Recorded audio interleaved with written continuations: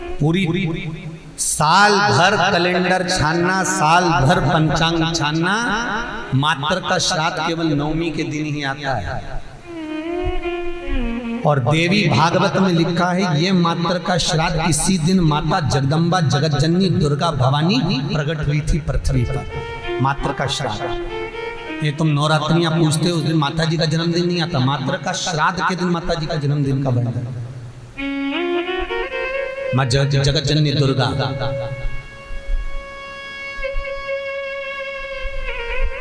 मात्र का श्राद्ध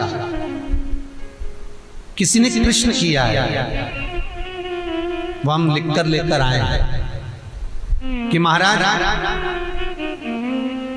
श्राद्ध पक्ष में हमें किसको भोजन कराना चाहिए। ऐसी कोई पुराण नहीं जिस पुराण में लिखा है कि स्त्री मरे तो स्त्री को ही भोजन करा। बहुत ध्यान देना महाराज कथा था। श्राद्ध पक्ष में कोई विडो स्त्री मर गई, कोई विधव्य नारी मर गई, विधवा स्त्री मर गई तो किसी विधवा को भोजन करा। कोई स्त्री चली गई तो उसकी जगह स्त्री को भोजन करा। आप चाहे मार्कंडे पुराण उठा लो, मनुस्मृति उठा लो, व्याघ्र स्मृति उठा लो, किसी भी पुराण में किसी भी शास्त्र में यह नहीं लिखा कि श्राद्ध का भोजन आप स्त्री को करो।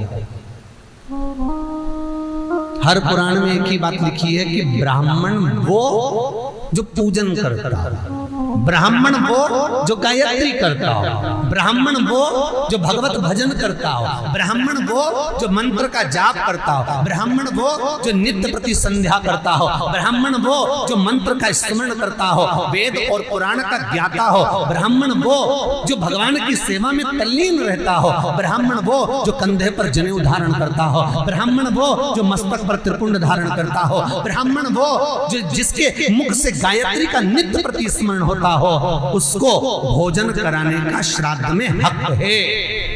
अब ये भी समझ लो कि अगर स्त्री मरी तो स्त्री के श्राद्ध में क्या स्त्री को ही भोजन कराना चाहिए? तो शिव महापुराण, गरुड़ पुराण, गर्ग संहिता, बरहा पुराण, ये सारी पुराणे वर्णन करती है कि स्त्री को आप भोजन करा रहे हो। स्त्री क्या वेद पढ़ती है? स्त्री क्या गायत्री करती है? स्त्री क्या संध्या करती है? स्त्री क्या उपासना करती है? नहीं। अगर उस स्त्री के लिए भी आपने ब्राह्मण को भोजन कराया तो भोजन करेगा तो गायत्री करेगा, संध्या करेगा, उससे उसको भाग हमारे पूर्वजों को प्राप्त होगा। इसलिए ब्राह्मण भोजन की महत्वता करते हैं। फिर दूसरा क्रम कहा गया, मान लो अगर कोई सौभाग्यवती नारी चली गई, सुहागन स्त्री चली गई, कोई पति के साथ सती हो गई, कोई ऐसी स्त्री गई है तो स्पष्ट कहा गया है महाराज, हमारे यहाँ मनुस्मृति में कहा गया कि अगर कोई सौभाग्यवती नारी चली जाती है तो उसको केवल स्त्री को भोजन नहीं कराना है, उसके साथ उसके पति को भी भोजन पर बुलाना है, तब भोजन के श्राद्ध का भाग प्राप्त होता है। नहीं तो वो स्त्री जिसका तुमने श्राद्ध करा है, केवल एक नारी को सौभाग्यवती को बुलाकर भोजन करा दिया, साड़ी दे दी, चूड़ी दे दी, बिंदी दे दी और वो चली गई, तो वो नारी साल भर में स्वप्न में पूरे घर को दिखेगी जरूर, कभी भी दिखेगी पर दिखेगी, ये पक्का। अब कहोगे महाराज हमने तो श्राद्ध में माता जी का भोजन भी कराया था, स्वागन गई थी तो हमने तो एक लेडीज को भोजन भी कराया।